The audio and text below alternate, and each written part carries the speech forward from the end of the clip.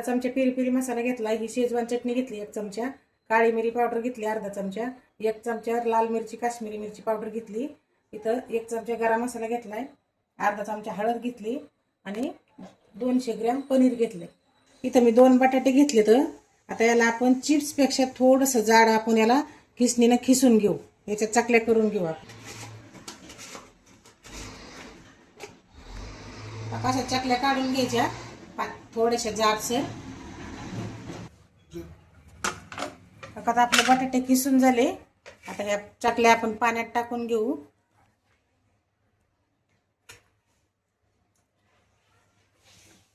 आता ह्या चकल्या आपण एका सुती कापडावर अशा टाकून घेऊ, म्हणजे यातलं पाणी सुकून जाईल असं.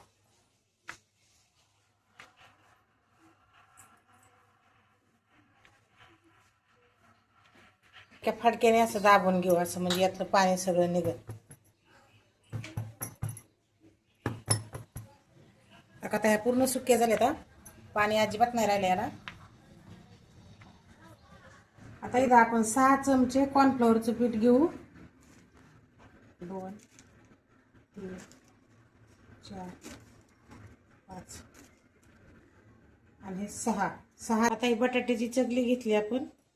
आता याच्यामध्ये हे पनीर घालू याच्यात असं. आणि ह्या 2 काड्या ह्याच्यात खोसू.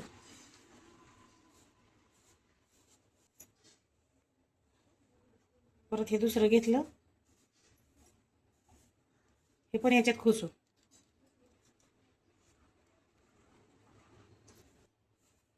असा एवढा अंतर ठेवायचं दोन्हीच्या मध्ये. आणि याच्यावर हे कॉर्नफ्लोअर पीठ असं टाकून घ्यायचं सुकं.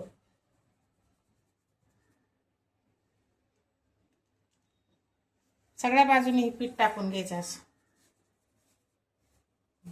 आता हे सगळं आपलं तयार करून झालं. आता आपल्याला हे पिठात बुडवण्यासाठी आपण याचं पीठ तयार करून घेऊ. आता हे जी मसाले तुम्हाला मगाशी दाखवले ना, हे आपण सगळे याच्यामध्ये टाकून घेऊ.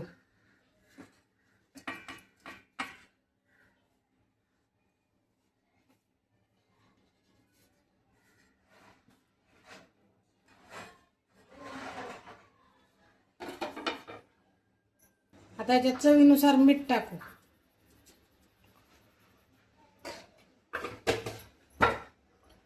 आता हे पीठ आपण ना कालून घेऊ.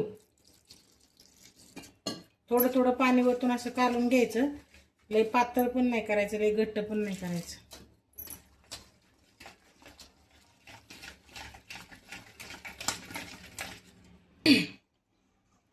आता आपलं पीठ कालून झालंय. आता याच्यामध्ये थोडीशी आपण आलं लसणाची पेस्ट टाकू. आता हे अजून एकदा आपण मिक्स करून घेऊ.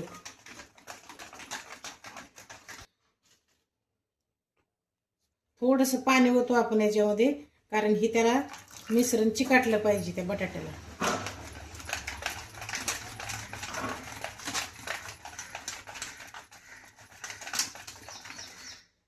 हे बघा अशा पद्धतीनं पीठ कालून घ्यायचं.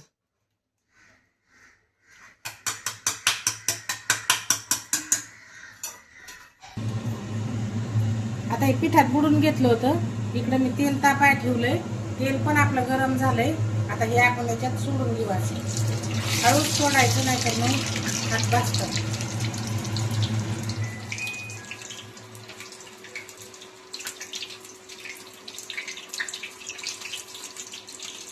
असं दोन्ही बाजूनी बुडून घ्यायचं आणि याच्यात सोडून द्यायचं.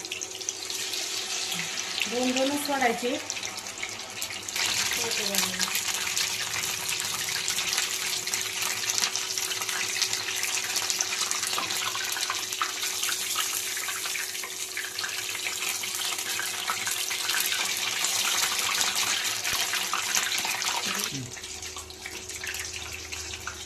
आता आपलं तळून झालंय. आता आपण याला काढून घेऊ.